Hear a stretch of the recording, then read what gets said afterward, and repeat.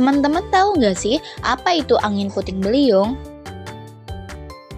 Angin puting beliung merupakan angin kencang yang bergerak memutar dan berasal dari awan cumulonimbus dengan kecepatan 235 knot atau setara dengan 64 km per jam dalam waktu yang singkat.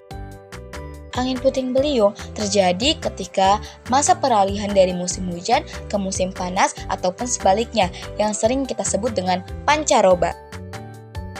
Angin puting beliung ini biasanya terjadi ketika pagi hari atau sore hari atau bahkan ketika 1-3 hari tidak terjadi hujan. Tanda-tanda angin puting beliung meliputi pertama ada udara terasa panas dan pengap pada malam hari hingga pagi hari menjelang terjadinya angin puting beliung. Yang kedua ada terlihat tumbuh awan cumulonimbus pada pagi hari hingga siang hari sebelum terjadinya angin puting beliung. Selanjutnya ada awan cumulonimbus dengan cepat akan berubah warna menjadi gelap pada siang hari hingga sore harinya.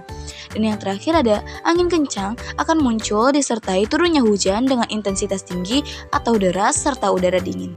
Proses terjadinya angin puting beliung diawali dengan terbentuknya daerah-daerah konvergen, yaitu tempat berkumpulnya massa udara yang membentuk awan konvektif atau awan yang berpotensi menjadi hujan.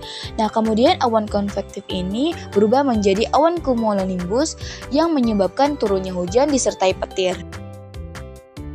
Terjadinya angin puting beliung erat kaitannya dengan fase pembentukan awan cumulus nimbus. Nah, pada siklus pertumbuhan ini ada 3 fase. Yang pertama, fase tumbuh. Pada fase tumbuh terjadi arus udara naik bertekanan sangat kuat di dalam awan. Lalu, hujan belum turun.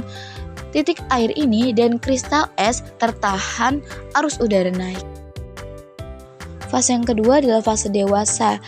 Di sana terjadi turun hujan yang menyebabkan gaya gesek antara arus udara naik dan turun. Kemudian temperatur udara turun menjadi lebih dingin.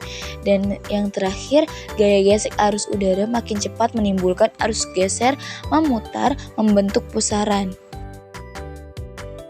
Yang ketiga atau yang terakhir adalah fase punah. Di sana tidak ada massa udara naik, namun telah meluas. Kemudian pertumbuhan awan pun berakhir. Karena pergerakan udara yang intensif, maka awan cumulus akan berkembang menjadi awan cumulus nimbus. Awan ini berwarna putih atau abu-abu. Namun, pada saat akan terjadi angin puting beliung, akibat dari radiasi sinar matahari, awan ini dengan cepat berubah warna menjadi hitam gelap. Selanjutnya, angin akan bergerak akibat tekanan massa air hujan yang besar yang turun dari awan cumulonimbus. Pada saat hujan akan turun, gerakan massa air hujan yang besar tersebut mendorong udara pada lapisan di bawahnya sehingga terjadi pergerakan angin ke bawah. Arus udara yang turun dengan kecepatan tinggi ini menghembus ke permukaan bumi secara tiba-tiba dan bergerak seperti spiral. Ketika mencapai permukaan tanah atau air, pusaran angin ini akan bergerak secara tegak lurus terhadap permukaan bumi.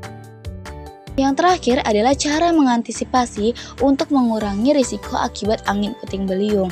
Yang pertama dengan cara menebang pohon yang tinggi dan rimbun. Kedua, memperkuat atap rumah yang sudah rapuh. Dan yang terakhir adalah berlindung dan menjauh dari lokasi kejadian. Assalamualaikum warahmatullahi wabarakatuh. Halo semuanya, kami dari kelompok Angin Puting Beliung, penelitian fisika mengenai fenomena alam dengan saya Zahra Tusita. Saya Firsi Juleningrum. Saya Nur Rasana. Saya Akbar. Mari kita lihat tutorial cara membuat angin puting beliung.